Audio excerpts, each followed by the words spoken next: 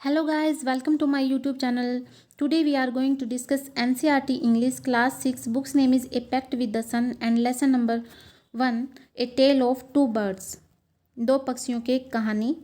Now we are going to discuss questions answers of lesson 1. Question number 1. How did the two baby birds get separated? How mean कैसे the two baby birds दो पक्षी के बच्चे get separated अलग हो गए थे. दो पक्षी के बच्चे अलग कैसे हो गए थे? Answer is during a terrible thunderstorm the two baby birds were blown away by the strong winds to the other side of the forest. Both fell at different places as a result they got separated. During means के दौरान, a terrible means भयानक, thunderstorm mean तूफान. एक भयानक तूफान के दौरान the two baby birds were blown away, दो पक्षियों को जो पक्षी के बच्चे थे वो उड़कर चले गए थे. बाय द स्ट्रॉन्ग वाइंड्स, तेज तूफान के कारण. To the other side of the forest, जंगल के दूसरी side. Both fell at different places, both means दोनों ही पक्षी, फेल गिरे, एट डिफरेंट प्लेसेस अलग अलग स्थानों पर. एज ए रिजल्ट परिणाम स्वरूप दे गोट सेपरेटेड, और इस कारण दे गोट सेपरेटेड वे अलग हो गए थे. अगर आपको याद हो तो हमने जब लेसन नंबर 1 किया था ए टेल ऑफ टू बर्ड्स, हमने उसमें पढ़ा था कि एक मदर बर्ड होती है और उसके टू बेबी बर्ड्स होते हैं. वो एक टोल ट्री पे रहते हैं. लेकिन एक दिन क्या होता है, बहुत ज़्यादा वहाँ पर स्ट्रॉन्ग वाइंड्स आ जाती हैं, थंडरिंग हो रही होती है, लाइटनिंग हो रही है, बिजली कड़क रही होती है. तो जो पेड़ पे रहती हैं वो पेड़ नीचे गिर जाता है और वहीं पे जो उनकी मदर बर्ड होती है वहाँ पे उनकी डेथ हो जाती है. और जो बेबी बर्ड्स हैं उनको जो हवा है वो अपने साथ उड़ाकर ले जाती है और जंगल के दूसरे किनारे उनको गिरा देती है. और दोनों ही क्या है, अलग अलग स्थानों पे गिरते हैं, मीन्स वे एक दूसरे से अलग हो जाते हैं. Question number 2. Where did each of them find a home. Where means कहाँ, ईच ऑफ देम उनमें से प्रत्येक को, फाइंड मिला, ए होम एक घर. उनमें से प्रत्येक को घर कहाँ मिला? Answer is one of the birds found its home near a cave where a gang of robbers lived. One of the birds means एक पक्षी को, फाउंड मिला, इट्स होम उसका घर, नियर ए केव गुफा के पास, केव मीन गुफा, वेयर जहाँ, ए गैंग ऑफ रॉबर्स लुटेरों की गैंग, लिव्ड रहती थी. एक पक्षी गुफा के पास गिरा जहाँ लुटेरों की गैंग रहती थी, लुटेरों का ग्रुप रहता था. The other found its home in a rishi's ashram. दूसरा पक्षी फाउंड, दूसरे पक्षी को मिला इट्स होम उसका घर, इन ए ऋषिज आश्रम ऋषि के आश्रम में. तो हमने फर्स्ट क्वेश्चन में पढ़ा कि एक पक्षी कहाँ गिर जाता है, नियर ए केव में गिर जाता है, और दूसरा पक्षी कहाँ गिर जाता है, ऋषि के आश्रम में गिर जाता है, और इस तरह वो अलग हो जाते हैं. Question number 3. What did the first bird say to the stranger. What did the first bird, पहले पक्षी ने क्या कहा, टू द स्ट्रेंजर अजनबी को. पहले पक्षी ने अजनबी को क्या कहा? Answer is the first bird cried out. पहला पक्षी चिल्लाया, क्विक जल्दी करो, हरी अप जल्दी करो, there is someone under the tree. There is someone वहाँ कोई है, अंडर द ट्री पेड़ के नीचे.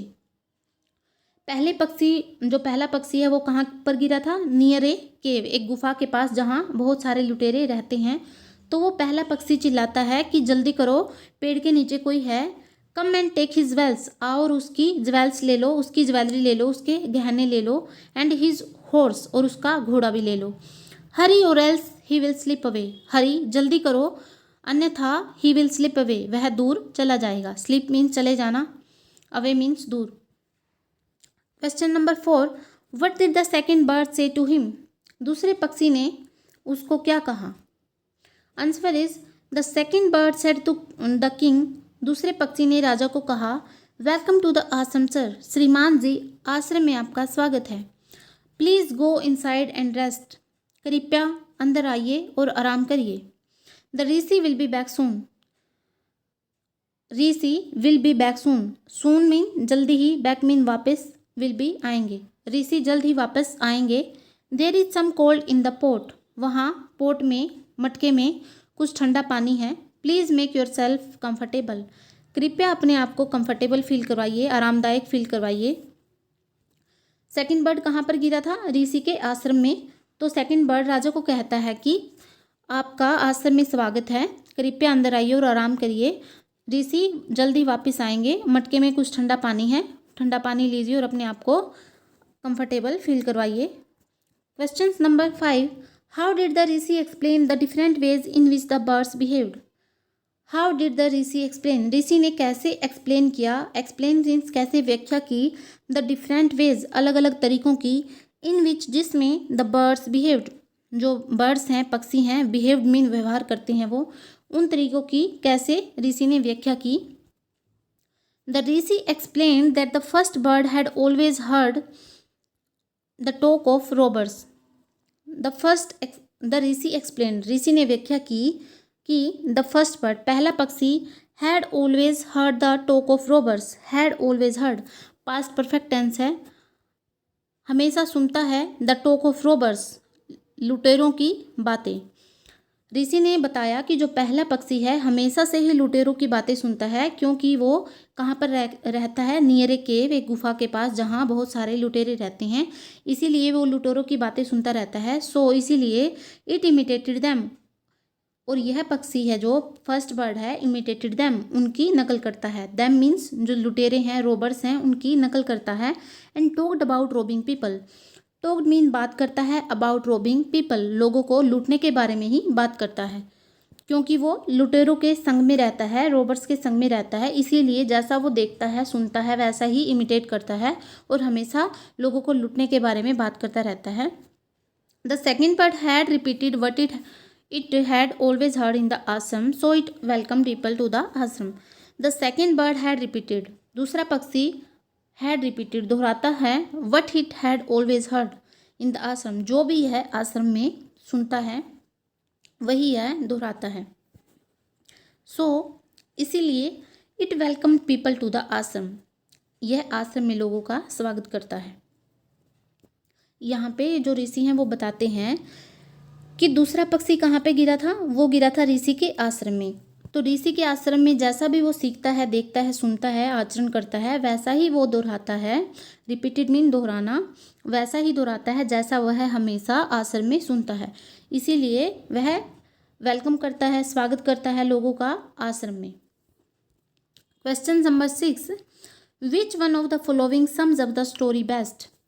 Which one of the followings, निम्नलिखित, फॉलोइंग होता है निम्नलिखित जो नीचे लिखी गई हैं, विच मीन कौन सी, सम सब सार बताती हैं, सम सब मीन्स सार बताना या मोरल बताना, द स्टोरी बेस्ट कहानी का सबसे अच्छा, मीन्स यहाँ पे 3 स्टेटमेंट दी गई हैं, इनमें से कौन सी स्टेटमेंट है जो कहानी का सबसे अच्छा सार बताती है। नंबर फर्स्ट है, a bird in hand is worth 2 in the bush. A bird, ये क्या है, इसका मतलब क्या है, the things we already have are more valuable than the things we only hope to get. Means जो चीज़ें हमारे पास पहले से हैं वे उन चीज़ों से अधिक मूल्यवान होती हैं, अधिक वैल्यूएबल होती हैं जिन्हें हम केवल पाने की आशा करते हैं। मीन्स जो चीज़ें हमारे पास नहीं होती, हम सोचते हैं कि हमें ये भी मिल जाए, ये भी मिल जाए, और जो चीज़ें ऑलरेडी हमारे पास होती हैं हम उन चीज़ों की वैल्यू नहीं करते।